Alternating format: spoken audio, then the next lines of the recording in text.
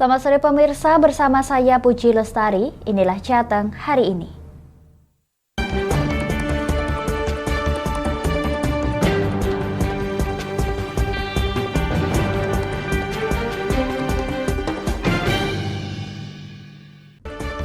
Viral di media sosial video yang menunjukkan 3 orang oknum tak dikenal menghadang peserta lelang proyek APBD.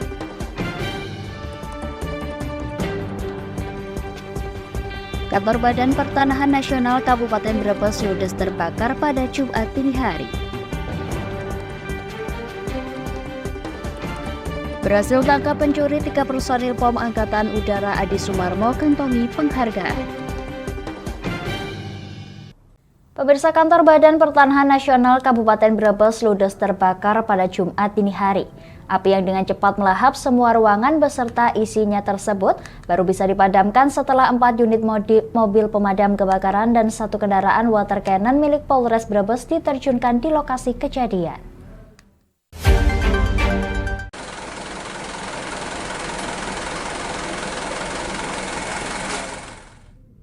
Kebakaran yang melanda Kantor Badan Pertanahan Nasional Kabupaten Brebes ini terjadi pada Jumat dini hari. Sumber api yang belum diketahui asalnya dengan cepat melahap semua bangunan yang ada, serta membakar semua isi ruangan perkantoran. Sedang kebakaran terjadi sekira pukul 2 Jumat dini hari, polisi mendapati laporan tersebut langsung menuju lokasi kebakaran dan berkoordinasi dengan pihak Damkar Brebes, serta Damkar Kota Tegal untuk menerjunkan Randis Damkar. Untuk terkait kebakaran daripada kantor BPN Brebes ini, tadi kita dapat informasi sekitar pukul 2:10 kepolisian dapat informasi, kemudian kita langsung cek TKP untuk memastikan memang betul adanya kebakaran. Ada berapa ruang yang kebakaran? Untuk ruang yang kebakaran masih kita nanti selidiki karena saat ini masih proses pemadaman. Kita koordinasi dengan pihak Damkar dan juga dibantu dari AWC Polres Brebes untuk melaksanakan pemadaman. Jadi masih sampai saat ini masih kita laksanakan proses pemadaman. Sementara itu, si jago merah dengan cepat melahap semua ruangan beserta isinya dan baru bisa dipadamkan 2 jam kemudian. Setelah 4 unit mobil damkar dan 1 kendaraan water cannon milik Polres Brebes diterjunkan ke lokasi kejadian. Sejauh ini belum diketahui pasti penyebab terjadinya kebakaran dan jumlah kerugian yang dialami. Kebakaran yang meludeskan kantor BPN Kabupaten Brebes saat ini masih dalam penyelidikan pihak kepolisian. Dari Brebes, Kusfadilah, Lingkar TV melaporkan.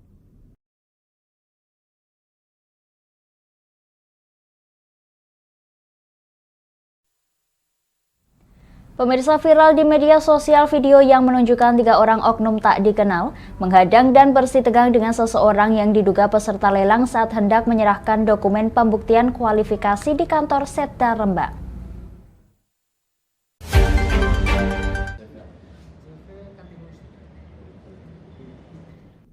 Inilah video amatir yang memperlihatkan aksi penghadangan oleh 3 orang oknum tak dikenal kepada seseorang yang diduga peserta lelang proyek APBD di Rembang, Jawa Tengah yang viral di media sosial. Dalam video tersebut memperlihatkan aksi ketiga orang oknum tak dikenal menghadang dan bersitegang dengan seseorang yang diduga peserta lelang saat hendak masuk ke ruangan untuk menyerahkan dokumen pembuktian kualifikasi di ruang pengadaan barang dan jasa di kantor Setda Rembang. Diduga aksi penghadangan tersebut dilakukan oleh antar sesama rekan peserta lelang proyek untuk menyabotase peserta lain agar peserta lelang lainnya tak bisa menyampaikan dokumen pembuktian kualifikasi dan tak lolos menjadi pemenang lelang. Berdasarkan informasi yang didapat, aksi penghadangan peserta lelang tersebut terjadi pada Senin lalu. Lelang tersebut merupakan proyek pembangunan jalan produksi dan drainase lingkungan Jalan TPI Karanganyar Keranggan dengan total anggaran sekitar 600 juta rupiah. Sudair, salah satu korban penghadangan yang juga menjadi kuasa hukum peserta lelang dari CV Kartini Mustika Blora, mengatakan dirinya sudah dihadang oleh oknum tak dikenal saat hendak turun dari kendaraan dan masuk ke kantor Setda Rembang. Saat itu dirinya berhasil menerobos dan lolos masuk untuk mengisi daftar hadir di ruang pengadaan barang dan jasa di kantor Setda Rembang. Namun karena telah menunggu lama dan tak ada panggilan, dirinya berinisiatif masuk ke ruangan untuk menanyakan kejelasan. Namun justru dihadang oleh 3 oknum tak dikenal. Dirinya mengaku tak mengetahui secara pasti identitas oknum yang melakukan penghadangan tersebut. Namun pihaknya memastikan bahwa dirinya telah mengantongi undangan resmi untuk hadir dalam pembuktian kualifikasi lelang. Setelah kurang lebihnya itu 2 jam, itu nggak ada panggilan. Terus saya berinisiatif untuk melakukan klarifikasi ke dalam, dan setelah itu saya mau masuk, ada oknum-oknum tersebut yang menghadang saya. Kurang lebihnya ada 3 orang. Itu mau ikut lelang apa itu, Mas? Itu lelang tender juga. Proyek apa? Proyek drainase. Datang sini itu undangan atau? Saya undangan resmi, Mas. Undangan resmi? Iya, undangan resmi. Dari sini. Mas menemui hal seperti ini baru pertama kali atau sudah berulang kali? Di sini saya baru pertama kali ini, Mas. Gimana, Mas? Kecewa atau gimana, Mas? Ya, saya sendiri kecewa, Mas. Itu oknumnya diketahui nggak, Mas, yang melakukan? Kalau oknumnya saya kurang tahu, Mas. Sementara itu, Kepala Bagian Pengadaan Barang dan Jasa Setda Rembang, Budiono, membenarkan bahwa korban penghadangan merupakan peserta lelang. Namun pihaknya tak mengetahui secara pasti saat insiden penghadangan peserta lelang tersebut berlangsung. Yang mungkin sedang viral atau terjadi semacam simpang siur berita di sosial media maupun di masyarakat, saya kira bisa kami jelaskan di kesempatan hari ini bahwa firm terkonfirmasi bahwa kami di bagian pengadaan barang jasa tidak terlibat apapun terkait dengan kondisi bahasa ada intervensi, intimidasi, atau semacam premanisme di sana disebut, misalnya begitu. Kami sampaikan dengan tegas bahwa PBJ atau pengadaan barang jasa tidak terlibat sedikit pun soal itu. Memang betul kita undang bahwa peserta tender itu kemarin dari Senin rentang waktu jam 10 sampai jam 12. Namun karena peserta tersebut kemudian tidak dilakukan evaluasi karena memang peserta tersebut tidak berada di dalam ruangan kami. Kami sampaikan bahwa kami tidak tahu menahu terkait dengan persoalan itu. Kemudian juga telah melakukan undangan kembali. Hari ini kita undang lagi yang katanya menjadi viral tersebut, kita undang lagi. Kita undang hari ini, dan sampai hari ini, sampai jam 1 atau setengah 2 hari sampai hari ini juga kami belum mendapatkan informasi dari Pokja. Ini proyek pembangunan atau jalan di TPI Karanganyar. Dalam hal ini pihaknya juga menegaskan bahwa semua jajarannya tak terlibat dalam insiden tersebut. Pihaknya juga mengaku tak mengetahui identitas dari oknum-oknum yang melakukan penghadangan ini. Dari Rembang, Vicky Rio, Lingkar TV melaporkan.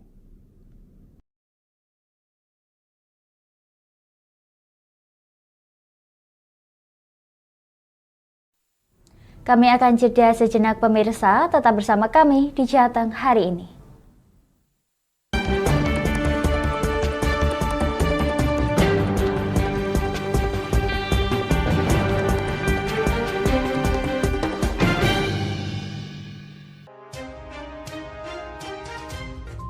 Inilah ketiga anggota komplotan pencuri spesialis pecah kaca mobil setelah melakukan penggelapan 20 sepeda motor dan 2 unit mobil dengan modus retard. Merangkum semua peristiwa sebagai berita yang penuh fakta.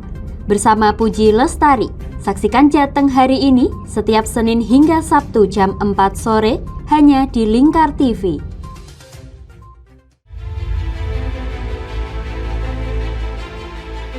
Memberikan pinjaman uang kepada saya dengan bunga 8% per bulan. Membedah opini narasumber, menggali lebih dalam untuk mendapatkan perspektif baru yang lebih faktual.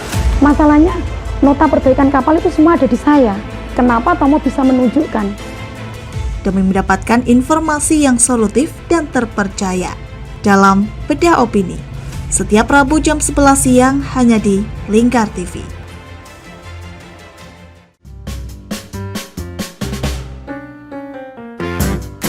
Mari pilih motif batik yang kamu suka di Batik Yuliati Warno. Memproduksi dan menjual batik tulis bakaran khas Pati dengan kualitas yang sangat istimewa.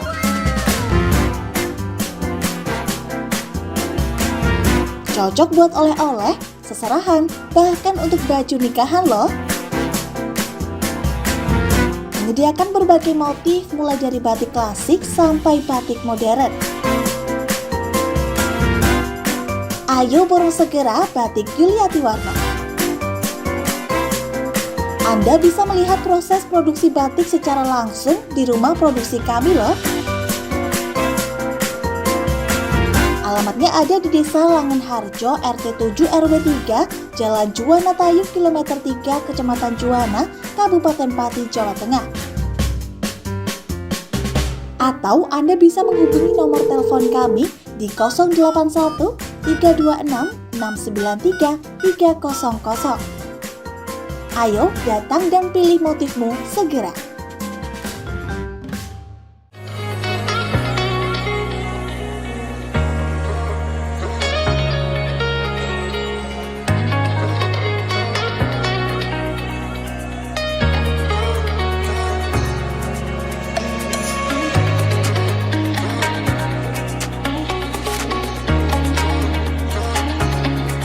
Hatta Kastor Pati, surganya alat tulis dan perlengkapan sekolah serta kantor.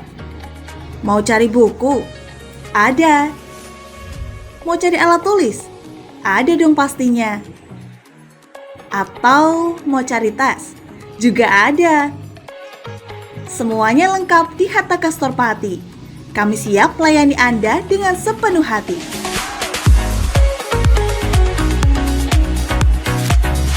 Alamat kami ada di Jalan Pemuda nomor 204, Kabupaten Pati. Buka dari jam 8 pagi sampai jam setengah 9 malam. Anda mau cari kami di e-commerce? Juga tersedia. Atau Anda bisa mengunjungi Instagram dan TikTok kami di @hattaka.official. Ayo, tunggu apa lagi? Penuhi kebutuhan alat tulis dan aksesoris sekolah serta kantor Anda di Hatta Kastor Pati. Ada buku, ada meja. Yuk beli di Hatta Kastor aja.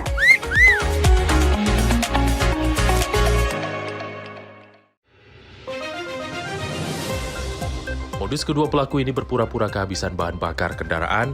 Setelah pelaku dibantu, mereka kemudian melakukan kekerasan dan mengambil paksa sepeda motor korban. Saat tiba di lapangan terbang Okbab, rombongan langsung dihadang 5 orang yang mengaku sebagai anggota KKB. Yakni melakukan bujuk rayu kepada korban yang merupakan santriwati pada momen kegiatan belajar mengajar khusus. Menyajikan informasi-informasi hangat dan terpercaya bersama Kabar Indonesia, setiap Senin hingga Sabtu jam 7 pagi, hanya di Lingkar TV.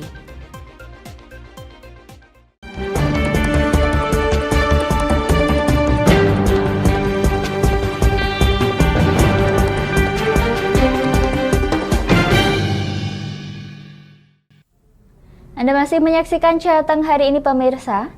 Kasus meninggalnya seorang remaja saat menonton konser musik yang digelar di salah satu mal di kota Semarang kini masih dalam penyelidikan aparat kepolisian.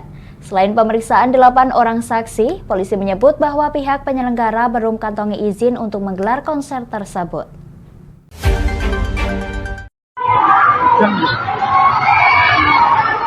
Meninggalnya salah satu penggemar kelompok musik JKT48 asal Jakarta kini masih dalam penyelidikan aparat Polrestabes Semarang. Korban Ahmad Arsyad Rizky, 17 tahun warga Banyumanik, Semarang ini diketahui meninggal dunia saat berada di kerumunan konser musik yang diselenggarakan di Hotel Tentrem Jalan Gajah Mada, Kota Semarang. Untuk mengetahui penyebab meninggalnya Arsyad tersebut, polisi memeriksa 8 orang saksi yang terdiri dari penyelenggara dan pihak keluarga. Dari hasil penyelidikan polisi diketahui pihak penyelenggara tidak memiliki izin dari polisi untuk menyelenggarakan kegiatan konser musik tersebut. Terkait untuk memberi keterangan peristiwa ya apa yang diketahui keluarga korban mungkin dari saat sebelum kejadian sampai dengan apa yang sudah dilakukan atau yang terjadi setelah korban nyata meninggal.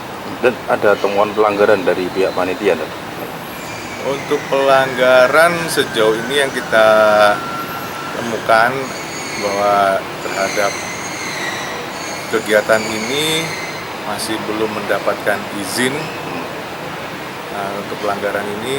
Terus kalau untuk informasi adanya over kapasitas dari yang seharusnya 1.000 ternyata melampaui, tapi masih kita dalami lagi lebih lanjut. Pihak keluarga yang menerima panggilan polisi untuk mengetahui penyebab meninggalnya Arsyad mengaku keluarga menolak autopsi terhadap jenazah korban. Pihak keluarga juga menginginkan pihak penyelenggara untuk menjelaskan kondisi anaknya saat ditemukan pingsan hingga meninggal dunia. Sebelum menonton konser, korban berpamitan seperti biasa dan tidak dalam keadaan sakit. Namun ketika konser berlangsung, korban justru pingsan di lokasi konser dan meninggal dunia saat dilarikan ke rumah sakit. Keterangan ya Mas ya, bahwa kita sebagai korban ditanya mengenai gimana sih kemarin dari awal si almarhum dari rumah datang ke lokasi konser ya. Jadi beliau, kakak saya bilang jam 7 ya, jam 7 nge-game dulu, ada acara game, terus jam pulang dulu ke makan dulu, terus pulang ke rumah makan dulu, sarapan, baru jam 9:30 berangkat ke lokasi konser. Terus saya juga tanya tadi, sudah makan sudah gitu, terus di sana ngapain aja kita nggak tahu juga di sana seperti apa.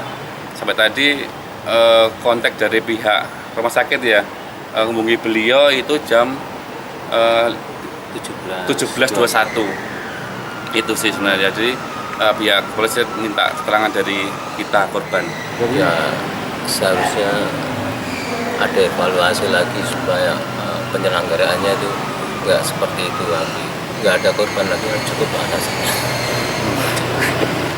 Adanya dugaan pelanggaran perizinan yang dilakukan panitia penyelenggara, polisi masih mendalami dengan memeriksa sejumlah saksi. Selain dari pihak penyelenggara dan keamanan, hingga kini polisi masih memeriksa keluarga korban terkait kondisi korban saat berangkat hingga dikabarkan meninggal dunia. Dari Semarang, Hinovan, Lingkar TV melaporkan. Pemirsa, 3 personil POM Angkatan Udara Lanut Adi Sumarmo Solo berhasil menggagalkan aksi pencurian kabel jaringan telekomunikasi sepanjang 1.000 meter. Atas upaya penggagalan tersebut, kini ketiga personil POM Angkatan Udara Adi Sumarmo pun menerima penghargaan dan apresiasi.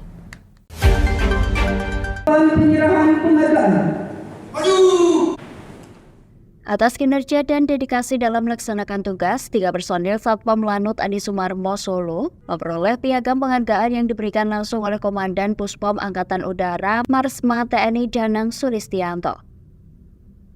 Dan Puspom Angkatan Udara Marsma Tri Danang Sulistianto menyebut diberikan penghargaan tersebut sebagai bentuk apresiasi atas personil Satpam Angkatan Udara Lanut Adi Sumarmo yang berhasil mengungkap tindak pidana pencurian terhadap material dinas, sehingga mampu menjaga kewibawaan TNI Angkatan Udara dan menjadi kebanggaan Korps Polisi Militer TNI Angkatan Udara.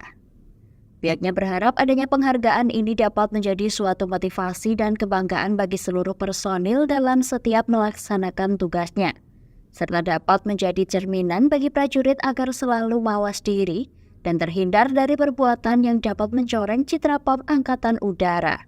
Kita ada reward dan punishment gitu Pak. Ya kalau yang salah Pak kita hukum Pak ya, kita hukum, ada pidana, ada sipil, ada undang-undang sendiri. Tapi yang berprestasi ya kita fair, harus kita kasih penghargaan, kita reward gitu Pak, sehingga meningkatkan motivasi yang bersangkutan. Ya, nah, kecil apapun ini karena berprestasi kita kasih penghargaan sehingga merasa dihargai kerjaan dia, sehingga meningkatkan motivasi yang lainnya untuk berbuat baik kepada satuan. Pada kalau ini di Satpam Adi Sumarmo Solo. Dengan penghargaan ini, mungkin harapan ke depan gimana? Harapan ke depan yang jelas nanti yang lainnya meniru. Yang lain bisa meniru, bisa berbuat baik, sehingga harapan juga dengan adanya penghargaan ini berpengaruh kepada tugas berikutnya. Diketahui kasus pencurian ini terungkap dari laporan warga setempat atau pemilik warung kopi yang mencurigai 4 orang tengah melakukan tindak kriminal pencurian kabel. Warga kemudian melapor kepada Serda Suyatman Usman, petugas jaga pos utara Satpam Lanut Adi Sumarmo. Kemudian bersama kedua personil Letkrim Serkaan Sadono dan Sertu Dedi Arifianto mendatangi tempat kejadian perkara dan mengamankan 4 pelaku pencurian kabel jaringan komunikasi. Disamperi ke pos piket, kemudian dilaporkan ke kami langsung menuju ke TKP. Kebetulan di TKP juga sudah ada pelakunya. Waktu itu yang ada pakai mobil Komnet plus 4 orang, jadi waktu itu masih 4 orang. Berdasarkan hasil penyelidikan di kantor Satpam Lanut Adi Sumarmo Solo, para pelaku yang ditangkap berinisial Z, AF, FR, dan TS. Para pelaku juga telah melakukan pencurian kabel jaringan dalam 4 periode, yakni pada tanggal 12 hingga 15 Juni 2023. Dari pengakuan pelaku pada 16 Juni 2023, kabel tersebut sudah dijual pada pengepul yang berlokasi di Kecamatan Tengeran, Kabupaten Semarang, dan kini kasus tersebut tengah ditangani oleh Polres Boyolali. Dari Solo, Raditya Hirmansyah, Lingkar TV, melaporkan.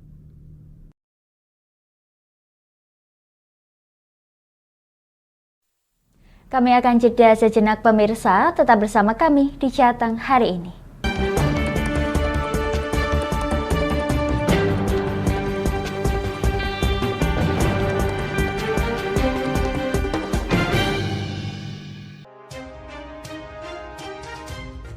Inilah ketiga anggota komplotan pencuri spesialis pecah kaca mobil setelah melakukan penggelapan 20 sepeda motor dan 2 unit mobil dengan modus retard.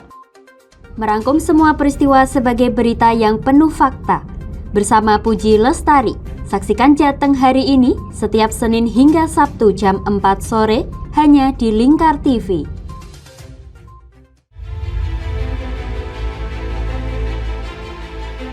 Memberikan pinjaman uang kepada saya dengan bunga 8% per bulan.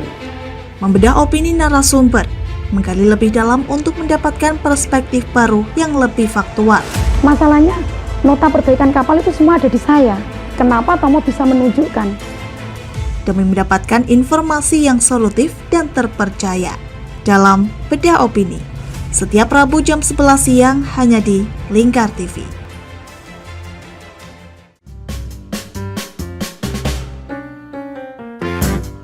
Mari pilih motif batik yang kamu suka di Batik Yuliati Warno.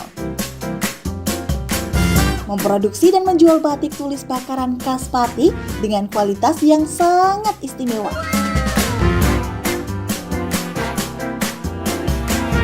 Cocok buat oleh-oleh, seserahan, bahkan untuk baju nikahan loh. Menyediakan berbagai motif mulai dari batik klasik sampai batik modern. Ayo borong segera Batik Yuliati Warno.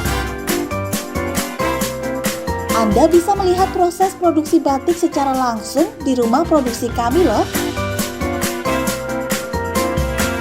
Alamatnya ada di Desa Langenharjo, RT 7 RW 3, Jalan Juwana Tayu, Kilometer 3, Kecamatan Juwana, Kabupaten Pati, Jawa Tengah. Atau Anda bisa menghubungi nomor telepon kami di 081 326 693 300. Ayo datang dan pilih motifmu segera.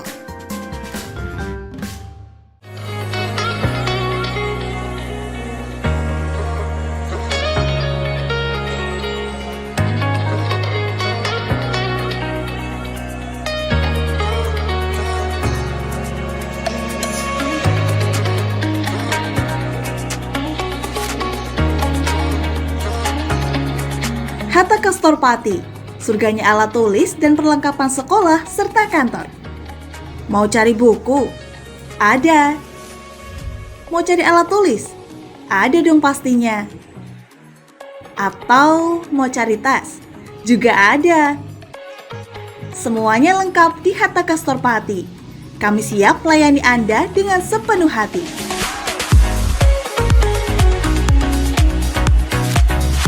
Alamat kami ada di Jalan Pemuda nomor 204 Kabupaten Pati. Buka dari jam 8 pagi sampai jam setengah 9 malam. Anda mau cari kami di e-commerce? Juga tersedia. Atau Anda bisa mengunjungi Instagram dan TikTok kami di @hataka.official. Ayo, tunggu apa lagi? Penuhi kebutuhan alat tulis dan aksesoris sekolah serta kantor Anda di Hataka Store Pati. Ada buku, ada meja. Yuk beli di Hataka Store aja.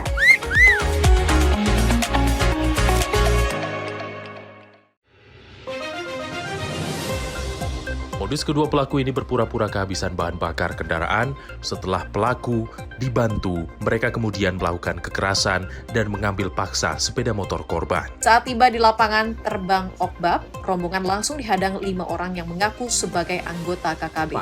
Yakni melakukan bujuk rayu kepada korban yang merupakan santriwati pada momen kegiatan belajar mengajar khusus. Menyajikan informasi-informasi hangat dan terpercaya bersama Kabar Indonesia setiap Senin hingga Sabtu jam 7 pagi hanya di Lingkar TV.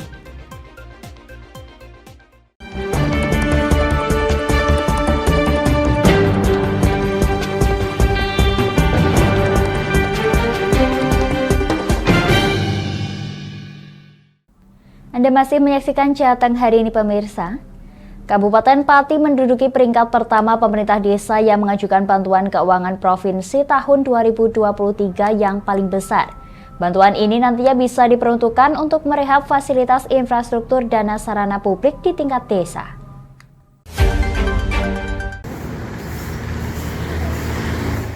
Perangkat desa di Kabupaten Pati, Jawa Tengah dinilai aktif ajukan bantuan keuangan kepada pemerintah Provinsi Jawa Tengah. Terdata terdapat 1038 titik pengajuan perbaikan, di antaranya terdapat 800 titik yang telah diajukan pada tahun ini, dan sisanya masih dalam proses. Bantuan ini diperuntukkan untuk memperbaiki infrastruktur baik berupa perbaikan jalan, fasilitas umum, dan lainnya. Proses pengajuan ini bermula dari perangkat desa yang mengajukan proposal kepada pemerintah Provinsi Jawa Tengah.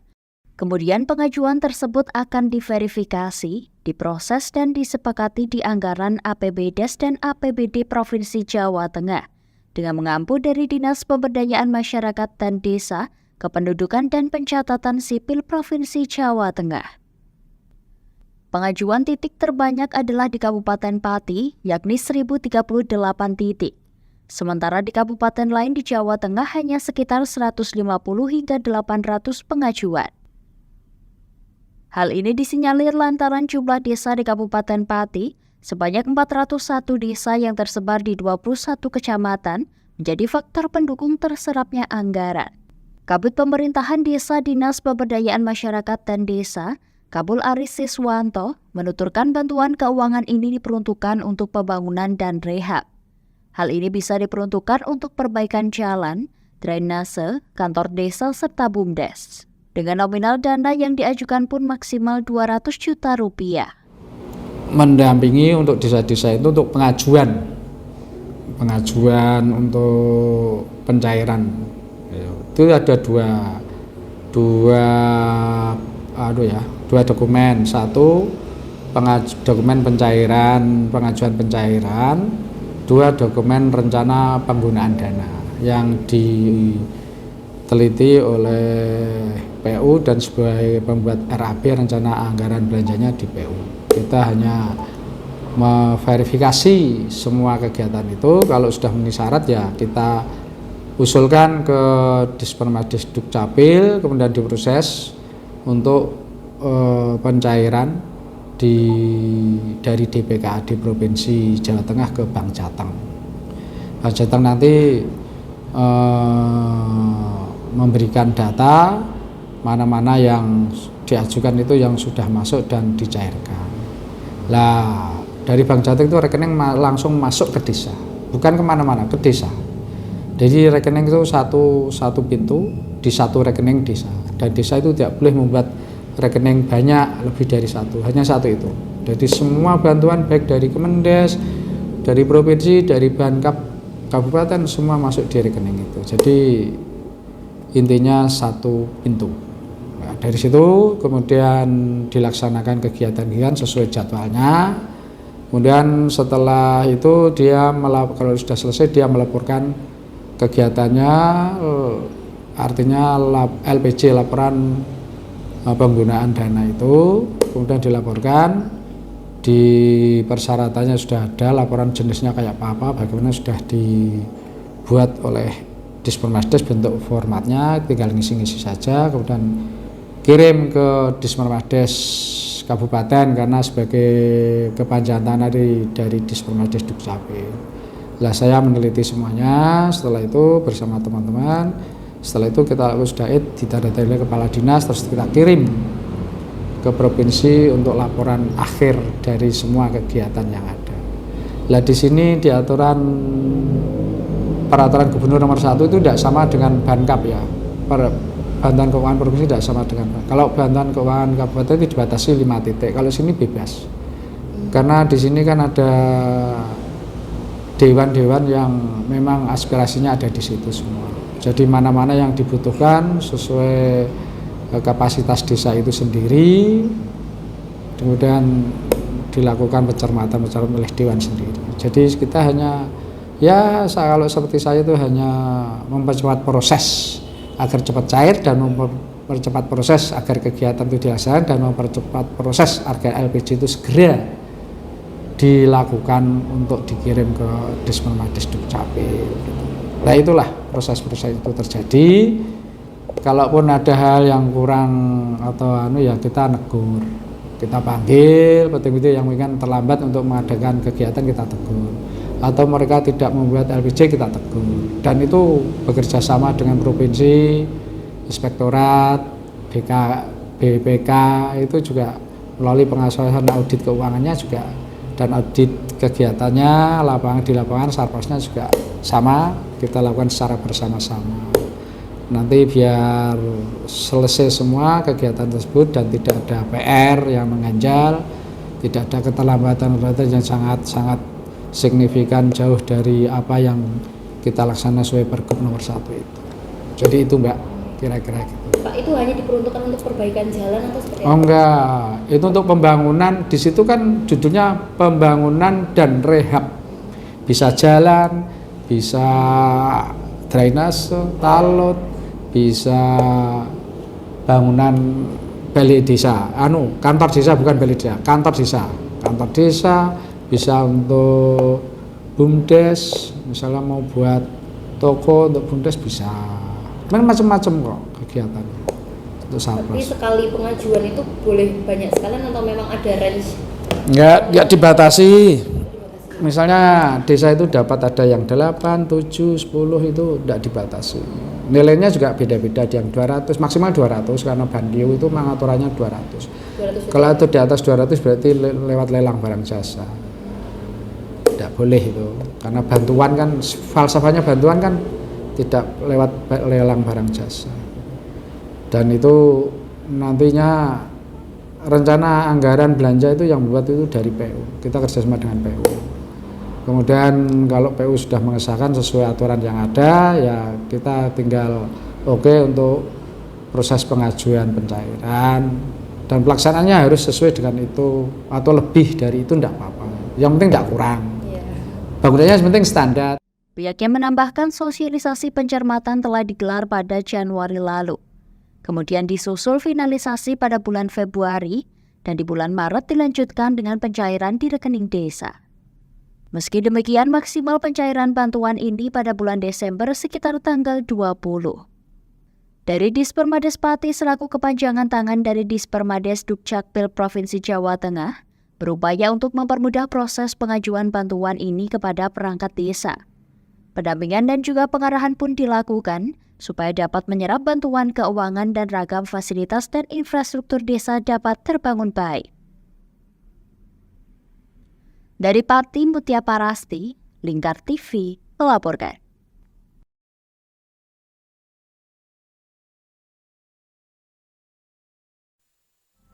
Pemirsa, usai pandemi COVID-19, kesenian ketoprak bangkit kembali seiring momentum sedekah bumi di berbagai wilayah di Kabupaten Pati. Banjir pementasan ini pun sebagai penanda berputarnya roda perekonomian penggiat seni ketoprak di Kabupaten Pati.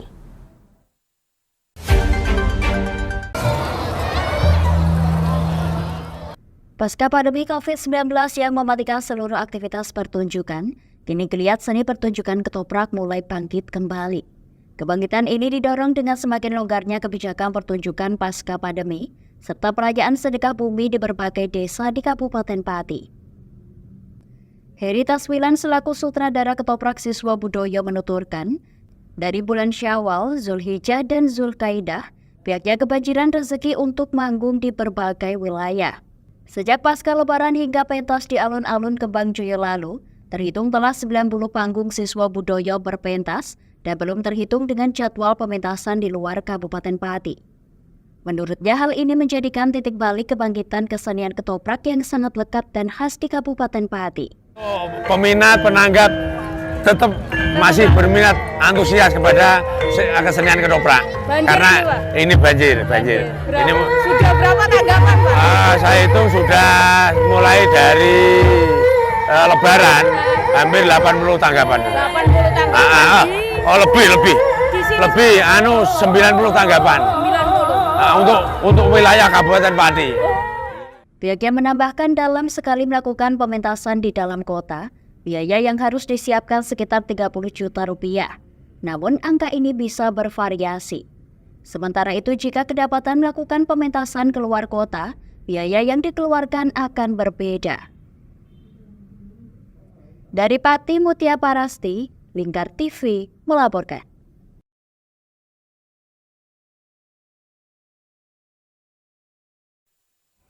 Demikian Jateng hari ini, saya Puji Lestari dan seluruh kru yang bertugas mengucapkan terima kasih atas kebersamaan Anda. Selamat sore dan sampai jumpa.